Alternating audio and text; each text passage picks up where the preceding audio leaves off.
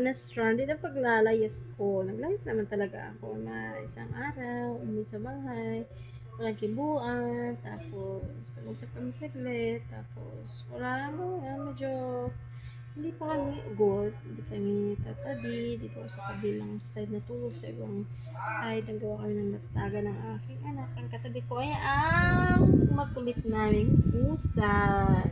Si tulog-tulog, tulog-tulog. O ano, mahirap pag magkaroon ng partner na hindi kayo magkakaunawaan. Minsan kasi may pagka-dragon tayo, babae, di ba? Alam yun naman. Sila din, pag napahiya, yun din nila, nag-war kami, away kami. Nag-away-away kami. Layas-layas.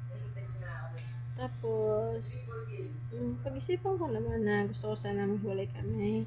Ganap naman nila ako ng bahay ngayon, para kahapon, kaso medyo mahal, pricely kasi ngayon ang bahay. Kaya nag-usap kami ng anak ko, stay muna kami dito. Pero hindi na kami tatabi. Doon na siya, dito siya sa kwarto, dito kami sa labas. Naglatag kami, narangan namin. May sarili kami higay ng anak ko. Well, minsan ginikibo niya ako, pero minsan ayaw kong pumili. Minsan kasi may sama pa ako ng loob sa kanya, kaya hindi ko masyadong pinapansin. Tanong ako kung anong namin ihanda namin sa New Year. Sabi ko, bala ka sa buhay mo, kung anong handa mo. May salad pa naman dyan na binigay, kaning barangay. Yun lang, lutuin ko. Bala ka, kung gusto mo magluto ka. Magluto na kami ng ulam ng anak ko para sa hapunan. Tapos may salad, yun lang.